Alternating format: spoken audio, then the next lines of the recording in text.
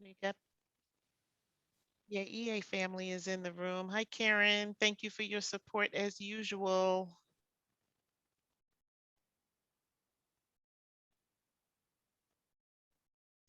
Wake Forest, Atrium Health family is in the room. Kelly Connor is here, ladies, to support you.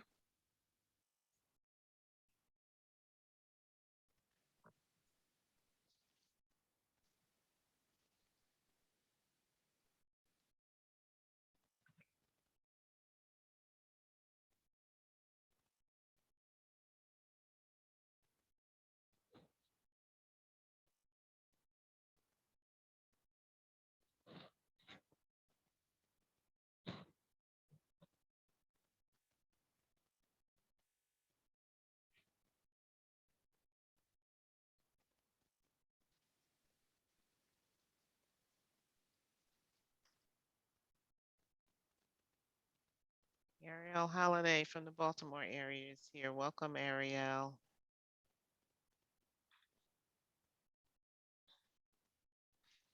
All righty. We're going to give it just another minute and then we will get started.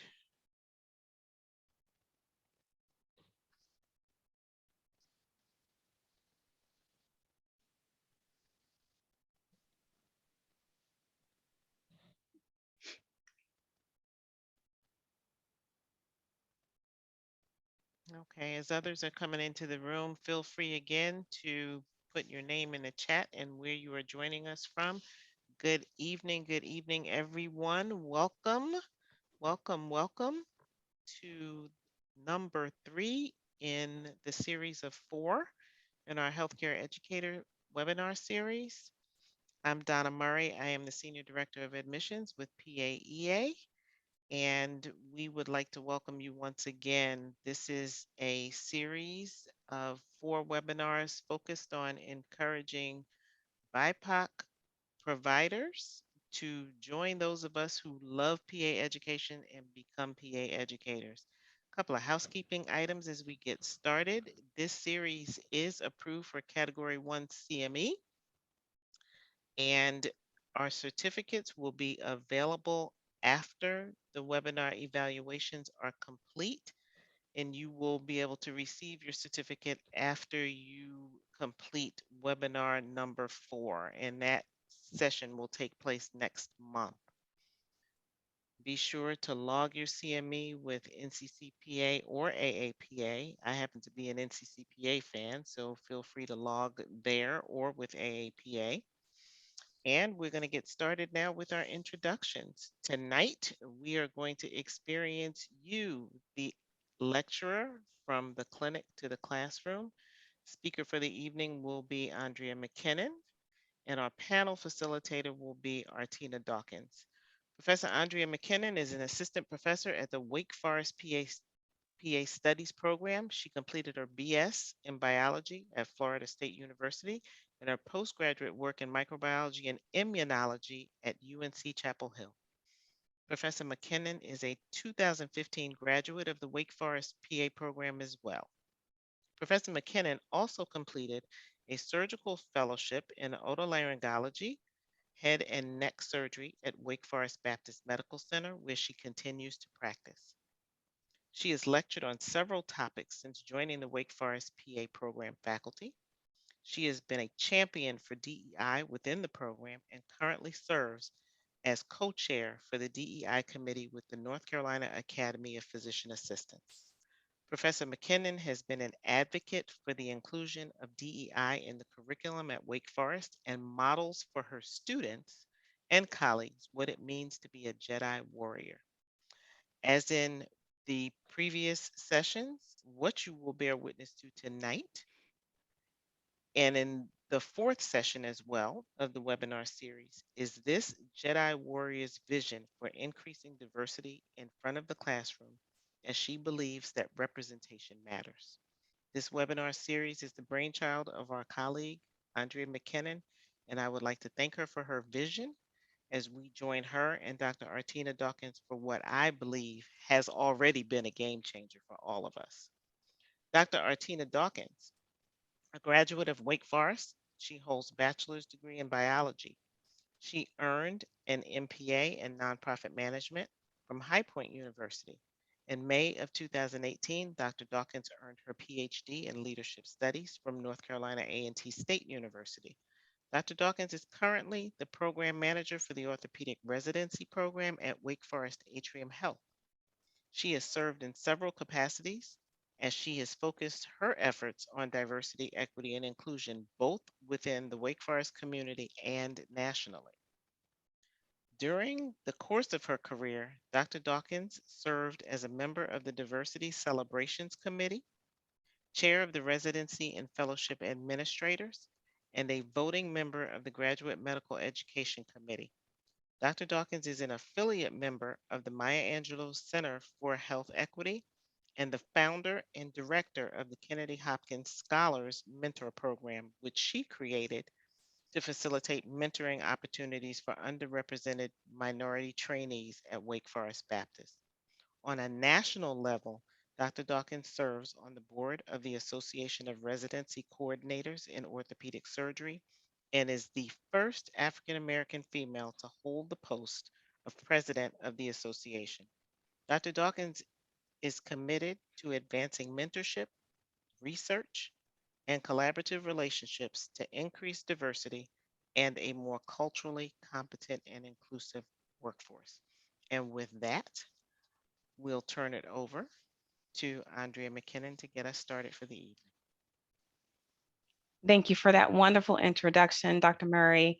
And thank you all for joining us for part 3 of the Healthcare Educator Series. It's a webinar series meant to equip you with the knowledge, resources, and support as you enter healthcare education. Now, we hope this session makes it easier for you, especially if you're underrepresented in medicine, to say yes if and when you get the opportunity to guest lecture. I'm going to reference PAs in this talk, but the information shared can be useful for anyone interested in entering into the field of healthcare education, including but not limited to our nurse practitioner and physician colleagues. The graphic on this slide is an overview of what will be covered in this talk. We'll start with a bit of introduction and discuss the difference between teacher versus learner-centered instruction. Then we will discuss the basic principles of writing learning objectives. And we don't feel this talk would be complete if we didn't at least touch on how to avoid harmful coded language in the classroom. But what makes these sessions fun are the stories and experiences you hear from people just like you. That's why we put together a panel of lecturers for you to hear from. So when I'm done, I will turn the mic over to Dr. Dawkins, and she will introduce the members of our panel who will answer some of your questions and share with you how lecturing has been for them as a person of color. This bar will be at the top of each slide. The green color will signify where we are. If you've seen the other webinars, you are familiar with this graphic that demonstrates just a few of the roles we can hold as a healthcare educator. They include not only a role as a professor, but also a preceptor and a guest lecturer. Each person has a unique part to play in educating our PA students. In case you're wondering, we chose not to focus on how to put a PowerPoint together in this session because there are a lot of resources out there for that already. But I hope that in our discussion tonight of the teacher-centered versus learner-centered models of instruction, you'll see how to cut down on some of the content that you put into your slides. Before we get to that though, let's start with a little exercise. There are a lot of adjectives and verbs that come to mind when we think of a teacher or a lecturer. We touched on this a little in our first webinar, and you mentioned many of the words in this apple-shaped word cloud that I found on Pinterest, of course. Words like motivating, supportive, friendly, committed, inspiring, and passionate. I think we can all agree on those descriptors. Today, the question I have for you is, who do you see in your mind when you hear the word lecturer? I want you to just think about that for a moment. And if you don't mind, share with us in the chat. If you can remember their name, you can put that in the chat along with the subject or grade that they taught. If you can't remember their name, it's okay. Just put the subject or grade level they taught. You can choose more than one person if that makes it easier for you. For me, I think about my organic chemistry professor. That class was one of the hardest classes I ever took, and memorization was key. But I also remember Professor Tiffany Hyatt, who taught us the approach to sinusitis in didactic year of PA school. It was one of the best lectures that I had that entire year. She did a really good job of helping us take basic principles and apply it in practice. So I'm seeing Kelly Connor said that in undergraduate, Dr. Kenneth Scholl taught her genetics and botany. Thanks for sharing, Kelly.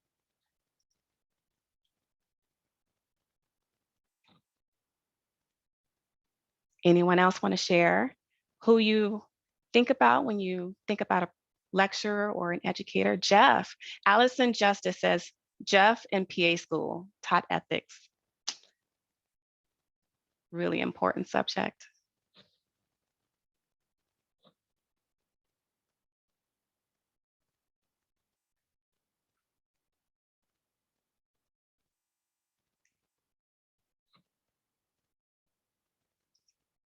We'll wait for one more. Savannah, thanks for joining us tonight. Savannah says, Dr. Gold, an undergraduate, taught death and dying. And then Kara Carruthers, thanks, so good to see you tonight. She recalls Mrs. Brooks in 6th grade. Nico Holler says, Professor Ober in PA school. We love Professor Ober. Well, thank you for sharing, and thank you so much for reflecting with me. I believe it's important that we do reflect on the lecturers who taught us, because when it's our turn to step up to the podium, oftentimes we do it how we saw them do it. I'm going to be vulnerable with you all today and share my journey as I prepare to guest lecture at a PA program for the very first time. As I prepared for this webinar, I took a walk down memory lane and pulled up the PowerPoint I put together in 2016 called The Approach to Dizziness. At this time, I was a new grad and was about 7 months into my ENT fellowship. To complete that fellowship, I had to either lecture or write an article, and I chose to lecture hands down. I was really nervous, but I was learning a lot and was really proud of all I had learned since graduation. That's because I've really struggled in PA school. You see, I went through PA school at Wake Forest, a very rigorous program with 2 young children and a husband who was active duty in the military, stationed 360 miles away in Georgia. It was my faith, my family, and the tremendous support of the faculty and staff at the program that helped me make it through. Now, I had never struggled academically before. So when I graduated, my confidence was extremely low. And in some small way, I felt I had something to prove, even if it was just to myself. So this is what I did as I prepared for that lecture. I opened up a blank PowerPoint on my desktop, put my title on the first slide, and just started adding tons of content. I crammed as much as I could onto those slides and then the notes below the slides. What you're looking at on the screen are screenshots of a couple of those slides. In the green box, it was my differential diagnosis. I was pretty proud of that slide. You can argue that that was important, but you can see how crowded it is. There was a lot of useful information there, and I added more in the notes beneath it. And after I finished adding all of my content to all of my slides, I then sat down to write my objectives. I did it in that order. And my objective slide is in that yellow box that you see on the screen. I'll show you this slide again later when we talk about writing learning objectives. For now, I just want you to notice how kind of crowded those slides were. Now, there are many approaches that we can take when we teach or lecture. Over time, I learned that the approach I used when I put that lecture together in 2016 is called the Teacher-Centered Model of Instruction. Without even knowing that that was a thing, I basically followed all of the steps you see on this screen. Many of us were taught this way. From the lecturer's perspective, it is what we know, it's what feels safe. The graphic on the slide from Stanford University does a really good job of explaining this approach. Let's go through it together. All right, so you get the opportunity to guest lecture at a PA program.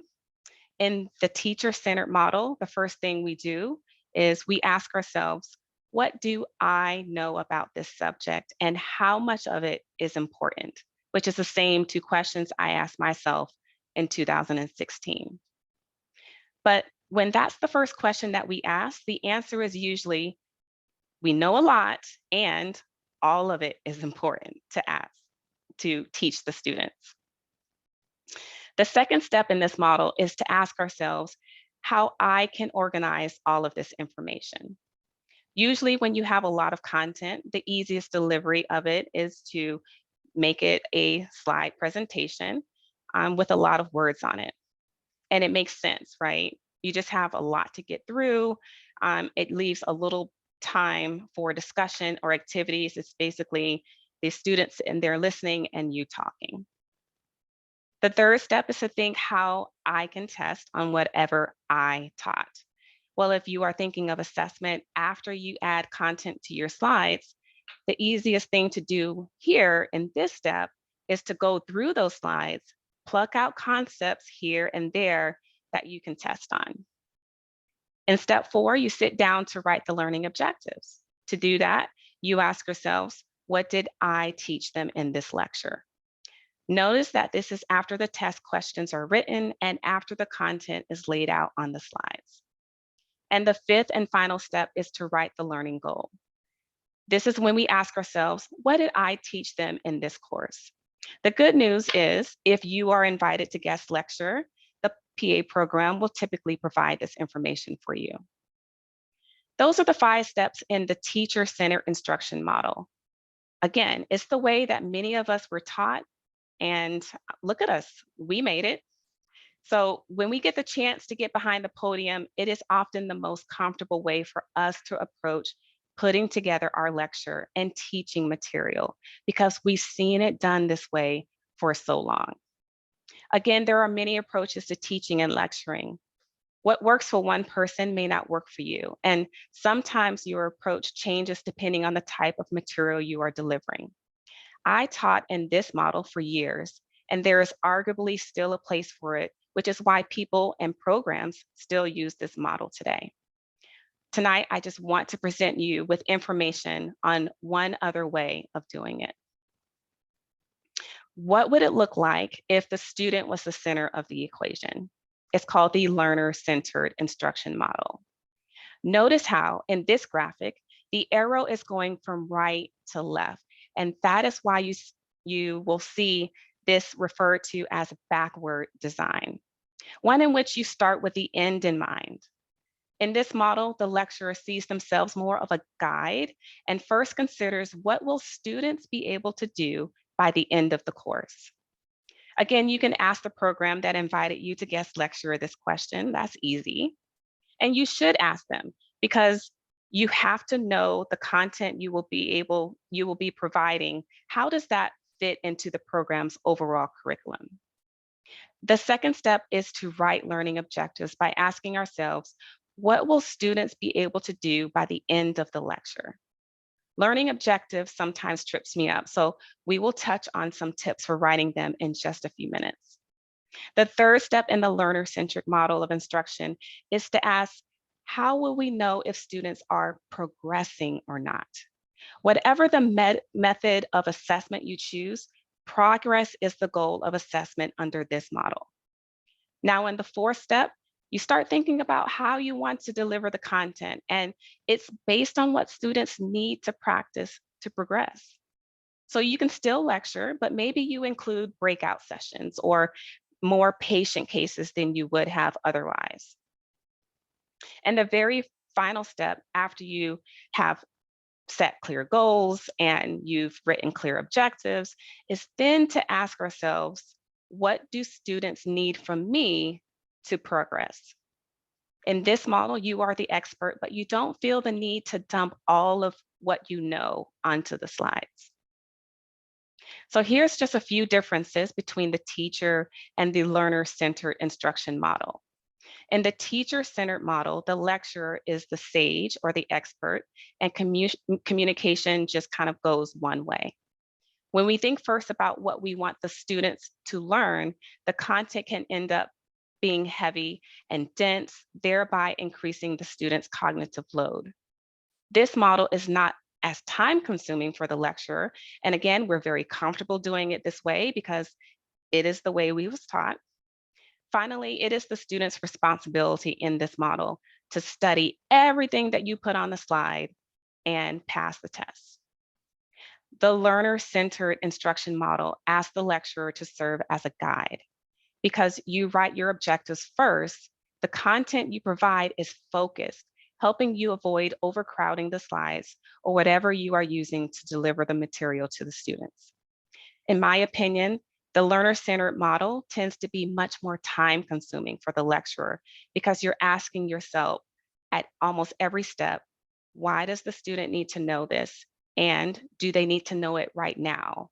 You're also asking yourself, where are they in their training? And is there an opportunity for them to get some of this in the next lecture or maybe even in clinical year? When you are early in PA education, like I still am, it can be hard to do it this way. And I'm going to be honest with you, I'm still figuring it out. The last difference between these models is that the learner-centered model of instruction makes room for both the lecturer and the student to share in responsibility if the student does not meet competency. For instance, if the content the lecturer provided did not meet the learning objectives they wrote, then one could argue that the student was not given the tools to be successful. Now, I know this a lot. There are whole courses designed to teach these concepts and many others. You don't have to get it all right now. It's just the key is knowing that there are published strategies out there that you have to figure out what works best for you and the type of lecturer that you want to be. There are a lot of good websites and articles and books out there that you can reference. This is just one book that I have found to be very useful. I recommend it if you are looking for more information about the teaching strategies I just discussed and the theories behind them. They discuss other strategies too, and it's very helpful for delivering content to the learner. You certainly don't have to invest in any books or anything else to be a guest lecturer, but if you are interested in joining faculty one day soon, I highly recommend it. Now, no matter how you decide to lecture, you typically will not be able to get around writing learning objectives unless the program that invites you to lecture blesses you and gives them to you. But that doesn't always happen. I think I heard a collective sigh from some of you seasoned lecturers when I said learning objectives. I know writing objectives is not fun, but it is necessary. As you know, one of the most common questions you'll get from a lecture after a lecture is someone raises their hand or comes up to you on the podium and says, "Excuse me, how much of this will be on the test?" And I get it. We've all been there. Really, there's just only so much that they can study, only so much that they can learn at one time. So when you get that question, you can refer them to the learning objectives. A well-written objective is measurable and observable. It's what you should be basing your assessments on as well. On your screen are the objectives I wrote in 2016. Notice how each of them started with the word discuss. I'm not quite sure why I did it that way, but I did.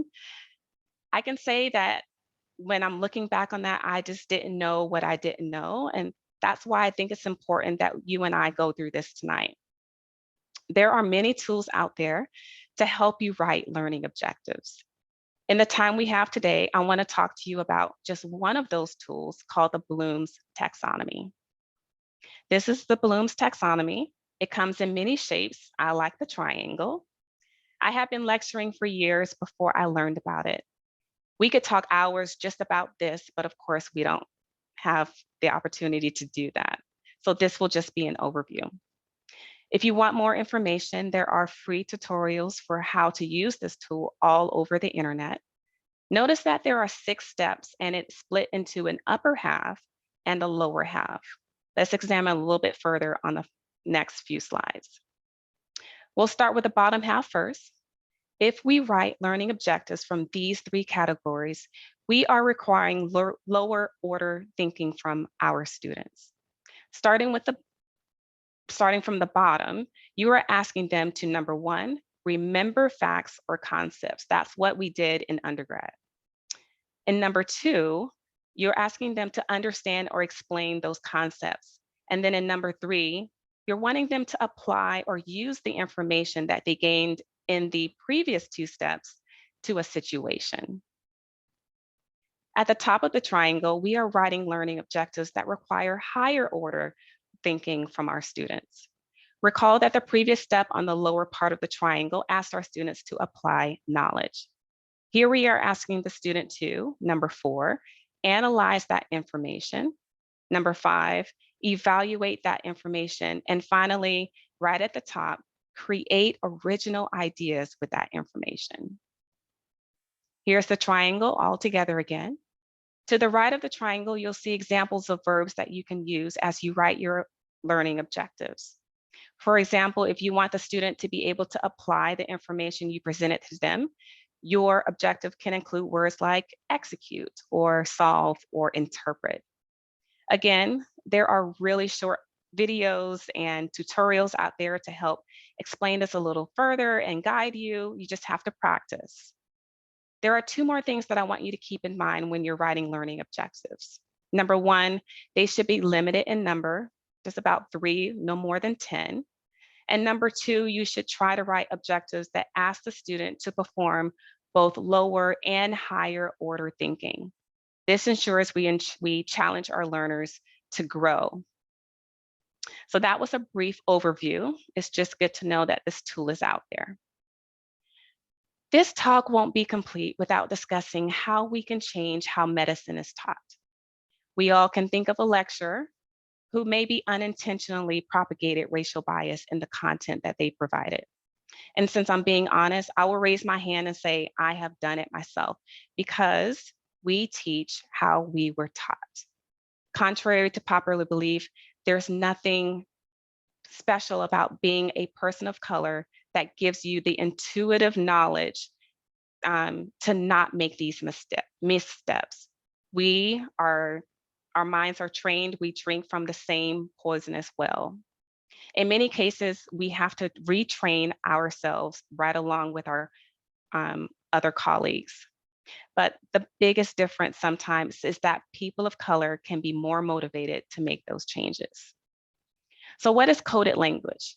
This is something I learned from J.P.B. Gerald. He is the host of a podcast called Unstandardized English, and he gives talks to institutions, including medical schools all over the country.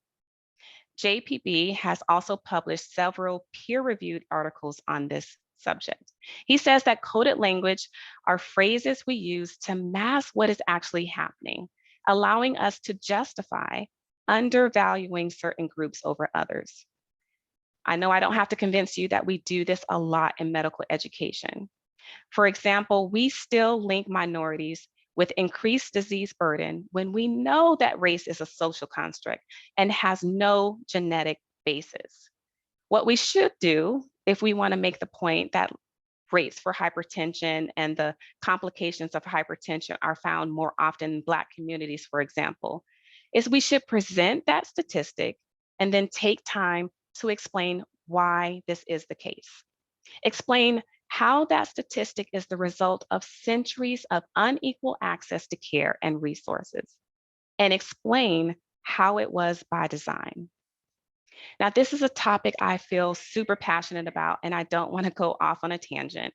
So I'm just going to leave you with 3 ways to recognize harmful coded language in your lectures, which I learned from J.P.B. Gerald. Number 1, avoid using a group as an example if they are always associated with a negative descriptor. Be the one to break the cycle and not propagate that bias.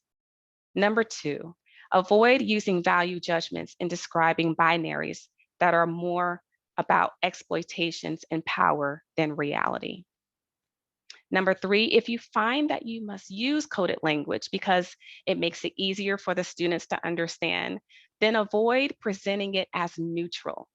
Lean into it and use it as a way to open up discussion so we can help one another to think critically about these issues. This is not an option to be silent. So if you remembered 3 things from this talk, it would be this.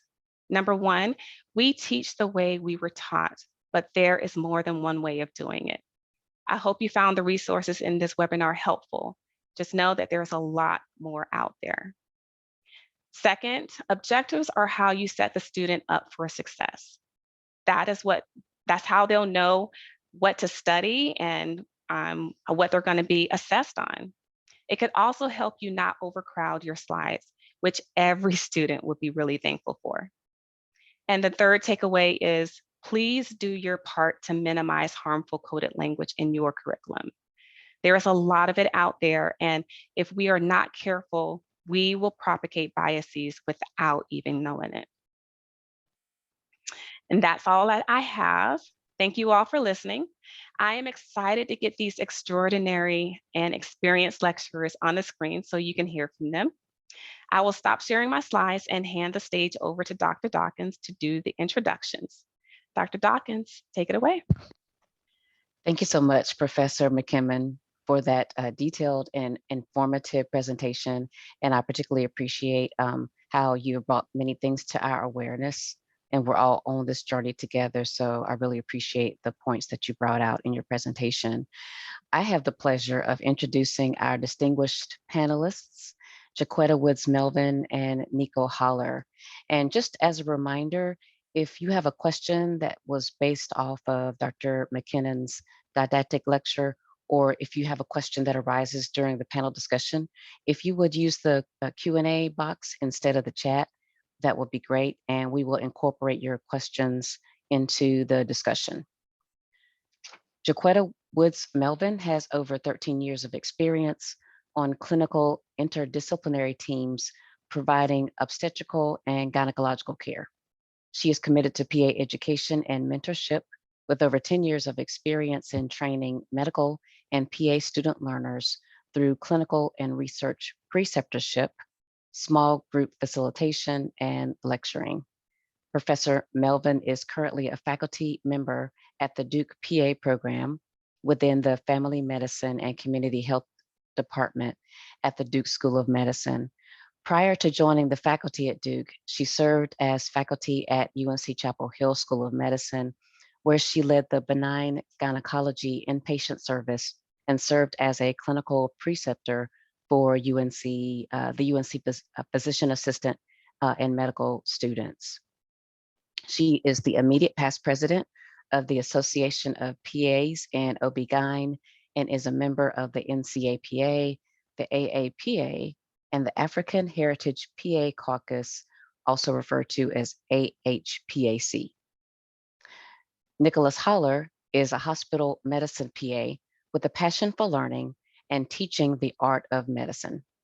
Father to a wonderful daughter and husband to an amazing wife, Nico is a proud Hispanic provider working to improve outcomes for every patient. Finally, Nico will be honored during this Monday's graduation as Preceptor of the Year.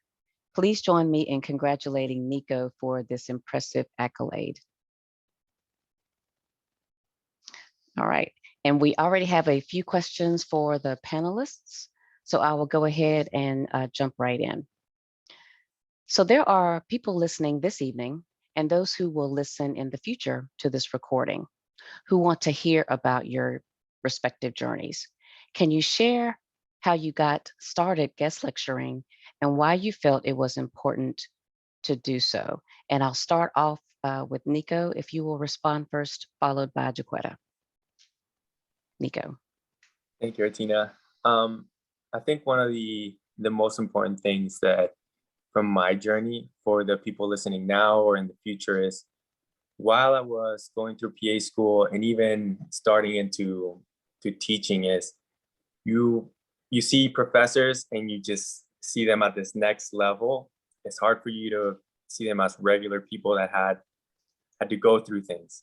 So kind of just how Andrea said when she started this, which I didn't know about Andrea, and it's just not good to know because she was also up here to me too. Whenever I start my lectures, I make sure people know that, you know, during PA school, I didn't have the best grades during PA school. You know, I struggled. That way, whenever they feel wherever they may be in that journey, they understand that they can attain whatever they want to do. They don't just shut themselves down. I think it's important for us to be open about these struggles, because a lot of people battle these things in silence.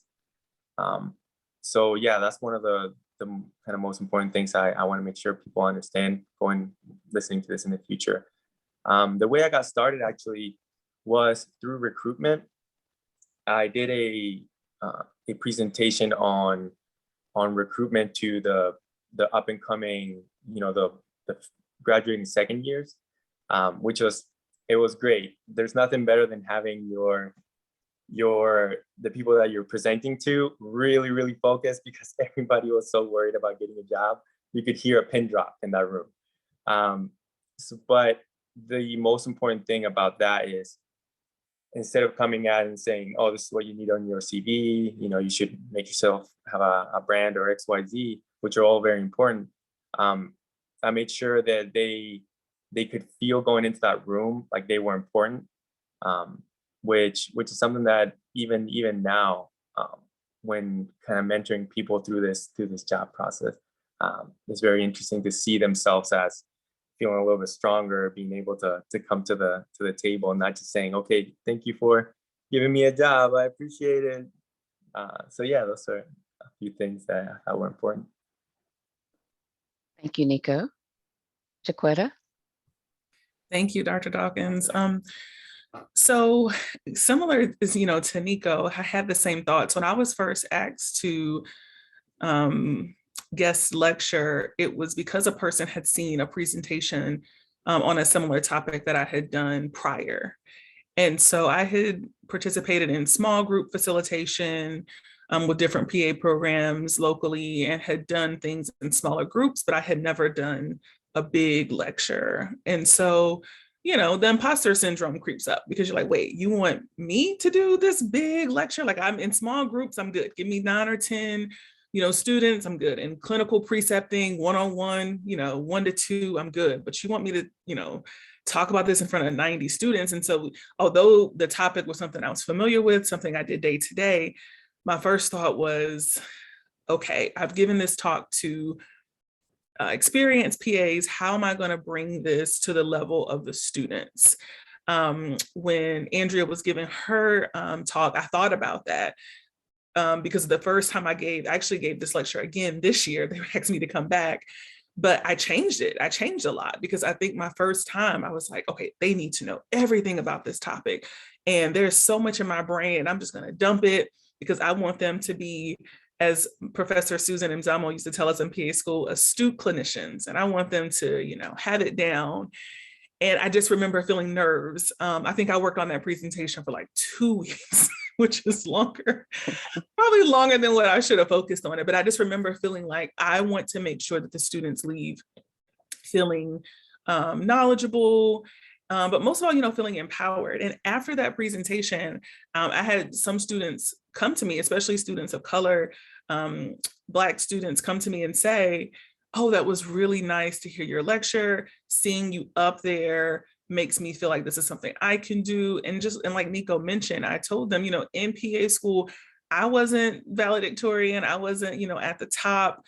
And my goal was never to, I just wanted to become a PA and take care of patients. My goal was never to necessarily get into academia, but I was kind of pulled there. And so it made all that long, looking at those slides for 2 weeks, worth it to have students come to me and say that they appreciated it, and that it was impactful. Mm-hmm. And I see both you and Nico have a theme of authenticity, which I think is extremely important, and sharing your experience with students so they know, well, it's not just perfect, you know, it's a process. And I think being authentic empowers other people to be their authentic selves as well.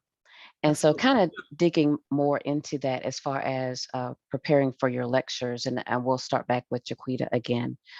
What was the hardest thing you remember about putting together your PowerPoint as you prepared for your first presentation to a group of PA students? You kind of scratched the surface on this, but kind of dig deeper Oh, I can into that. dig. I can dig. So I still remember the anxiety.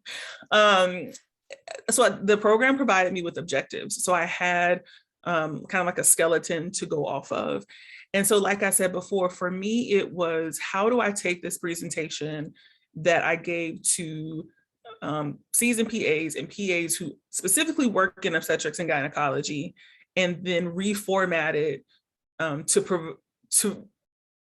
to provide it to students who don't have the background. So I feel like I had to go backwards in a way and provide a little more context.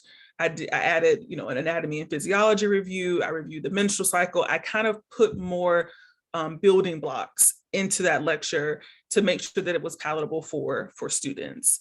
I just remember feeling like I was anticipating their questions. So as I was going through the slides, I was like, okay, if I were a student, what questions would I ask about this topic? And I either took some notes in regards to that, or I took some things off the slide or put things on there just to make sure that it flowed.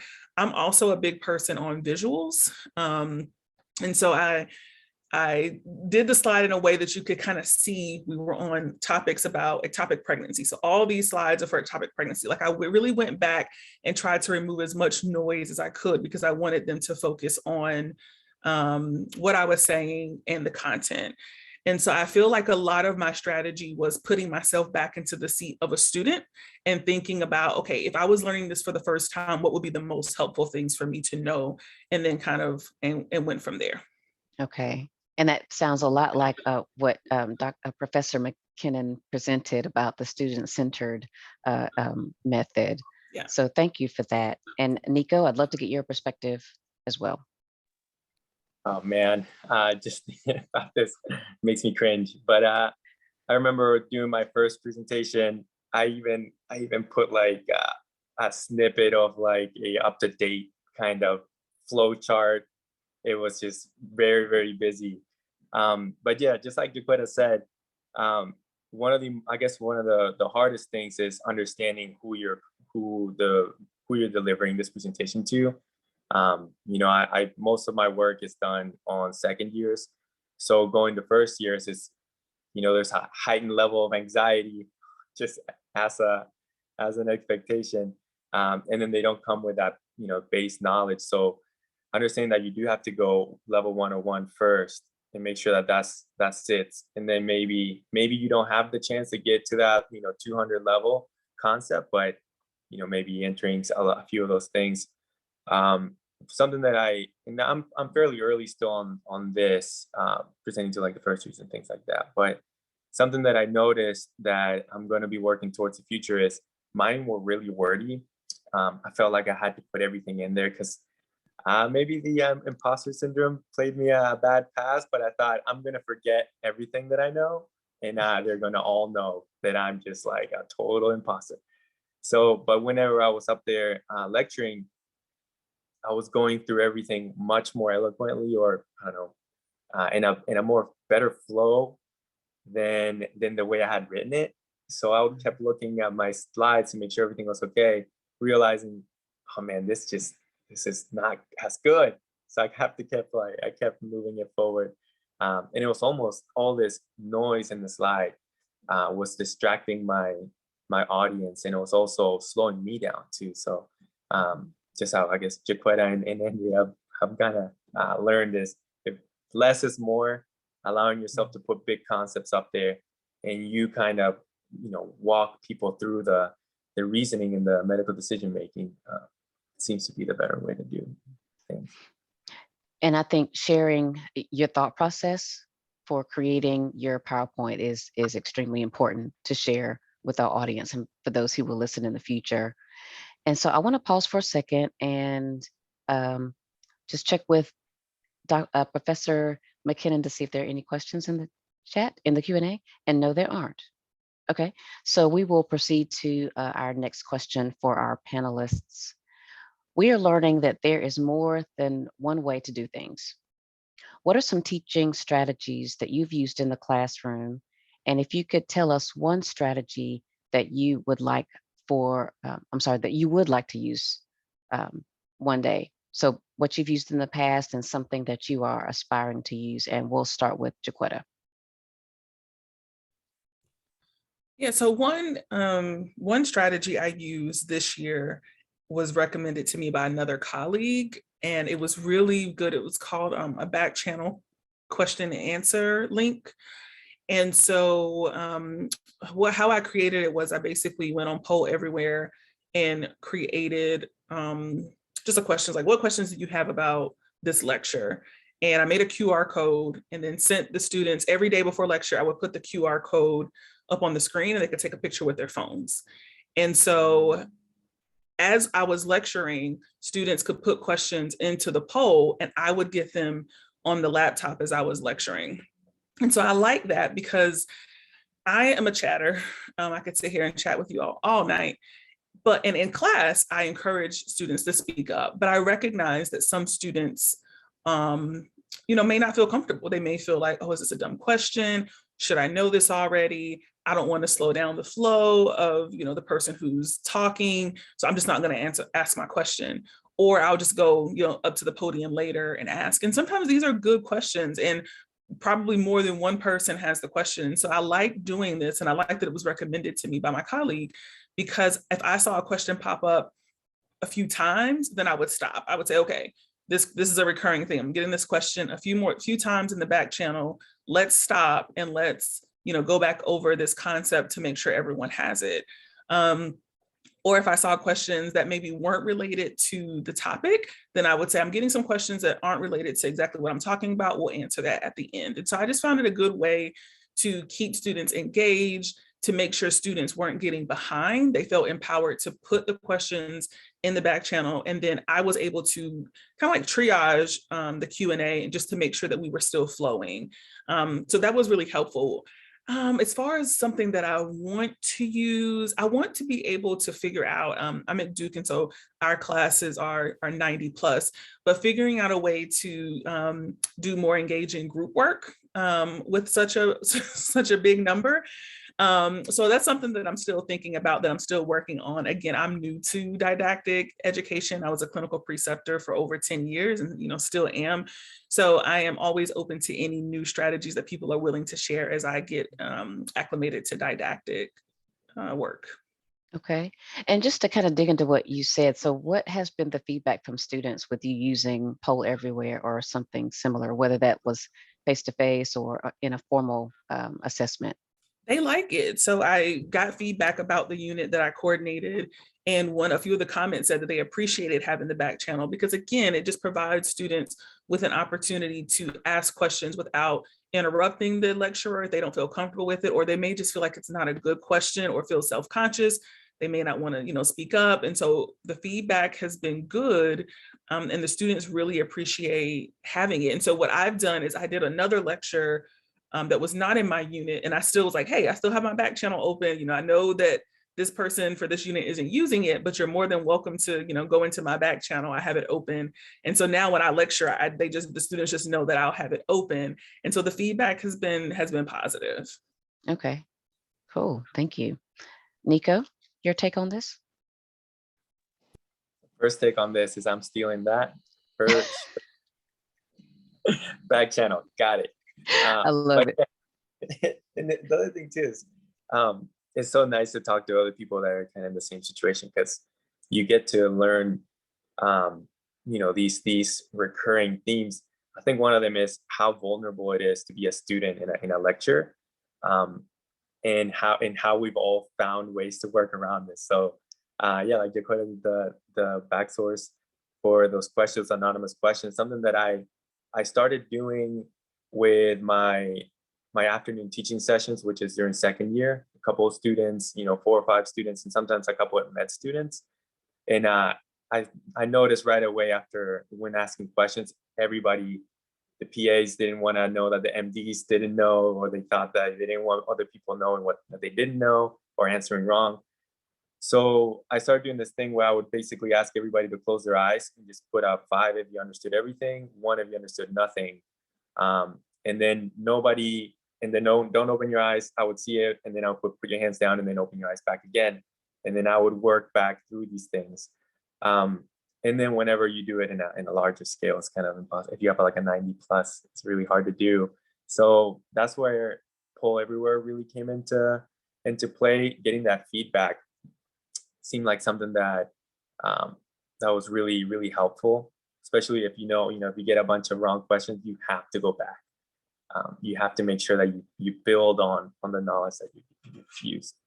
And something that I want to use going forward is, we're competing with the students for their attention with social media, Twitter, Instagram. So another thing that I'd like to use more is, once I'm done with my lecture, making sure I create, maybe 10 words, or maybe 5 to 10 words in one slide that explains things well, and maybe 2 or 3 of those that you can slide through and post that on Instagram, post that on Twitter, so they can, as they're scrolling through their feed, they can see that again. So they come in contact with the information again. That recalls it back maybe a week later, and then hopefully it comes right back again a couple of weeks back, and then we just retain that. Yeah, I feel like there's a lot of social media medicine that the content out there, education content that we can use to really hit them from all angles, even when they're out. So yeah. And I like that point of repeating information, because you're right, there people learn it differently. And to your point of getting distracted, someone may have been distracted when you made a point. So having that reminder readily available, I think is super important. And just for the audience, besides Poll Everywhere, is there another kind of instant survey platform that either of you have utilized? I've also utilized Zoom polling if the platform, if I'm giving a lecture virtually. I've used the Zoom polling before, so I've made up different interactive questions and then ask the audience, and then I'll, share and kind of discuss those results. But those are the only ones that I've used so far. Okay, thank you. Okay, and so this may be our last question. We have a couple of minutes. So if you both can take a minute just to share some advice with our listeners who want to get to be a guest lecturer one day. Any advice that you would like to share? Oh, I'm sorry, and we'll start with Nico. All right, thank you. I think, one of the most important things, at least for me, was just if you feel like you want to be a teacher, a professor, or a lecturer, don't just quiet that voice inside of you. Nurture it. Start teaching at a pebble level and slowly turn it into like a mountain. So if there's something that you like to teach, get in front of a student, whether it's just as a preceptor, and believe the story, believe your story. Start working, believe that your lectures are good, get feedback, make them better, turn it into a PowerPoint, make the PowerPoint better. Find ways to put it, stand in front of more and more people. There's always ways. People are always asking for professors, for people to lecture. So believe in yourself. Grab your little PowerPoint presentation, send it out into the world, let it fly. That's something that at least worked for me. It was almost, once I started allowing myself to believe that, hey, maybe I am contributing to their education. Maybe I am something positive in their education. Instead of me pushing, it almost felt like a pull. And that, before you know it, the word will get out, kind of like how I work with Yaqueta. And then they'll be inviting you to be a guest lecturer. And it's not because somebody stumbled upon you and they thought, oh, what better thing? It's because your lecture is good. It's because you've tried it multiple times. It's because you actually are somebody that's worth listening to, and somebody that cares enough. And that you can see that through a presentation, through a webcam, and in person as well. So great point, because we are all educators and striving to be better. And Jaquetta, I want to go to another question actually, and if you could take about a minute, because I think this question is important. All learners, regardless of their background, will benefit from seeing a person of color lecture in the didactic year. Can you share how you believe that you impacted students in the classroom just by being who you are? And if you could just take just a quick minute to answer that. I will try to do it in a minute. I'm glad I got Okay. this question. I mean, this goes back to the heart of why I wanted to get into academia to begin with. So I went to Howard University for PA school. So I saw all of my educators look like me. And if I thought that that didn't impact how I provide care, I would be extremely naive. I've told people before, in PA school, we did our rotations at Howard Hospital with the medical students, with the pharmacy students, and the attendings never knew like who were the PA students, who were the medical students. We were all just a big group, and it was extremely supportive and extremely nurturing. And I didn't realize then like how impactful it was to be around healthcare providers and future healthcare providers that looked like me.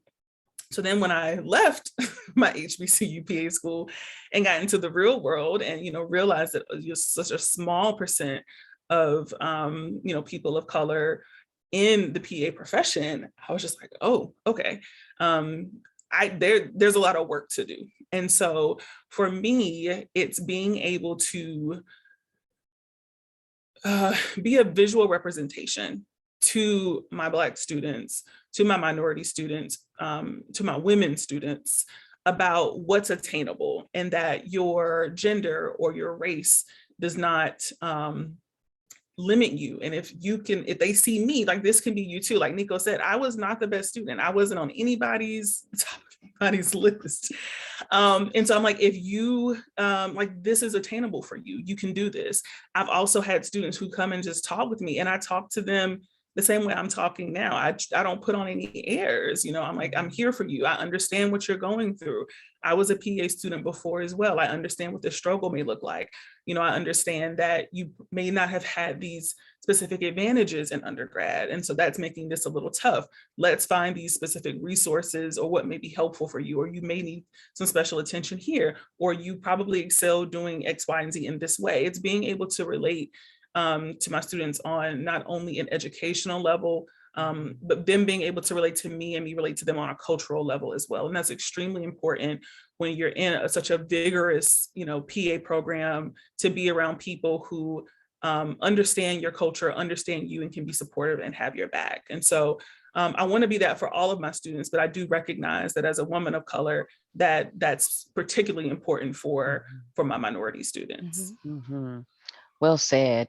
And it's a great place to stop. So thank you both, Jaquetta and Nico, for such a rich discussion. And with that, I will give it to Professor McKinnond. All right. Well, thank you so much. We hope that you learned from and have been inspired by these panelists tonight. I really enjoyed some of the tips that they provided. I took notes too. Before we close, I want to give you all a preview of our final session. Part 4, which is called Building Your Network, will take place on Thursday, June 22nd. In that final session, you will learn about the value of finding a mentor and why networking is important for building your brand. And they'll split into breakout rooms in that session, giving you the opportunity to meet educators from different parts of the US. Be on the lookout for the post-session survey from this session. And remember that the recordings of all of these sessions, as well as other useful resources, will be available for you to access on the PAEA's all-new BIPOC faculty development website. We're going to put that link in the chat. And that's all we have for tonight. Just want to thank you for joining us, and we will see you again on June 22nd. Thank you. Good night, everybody.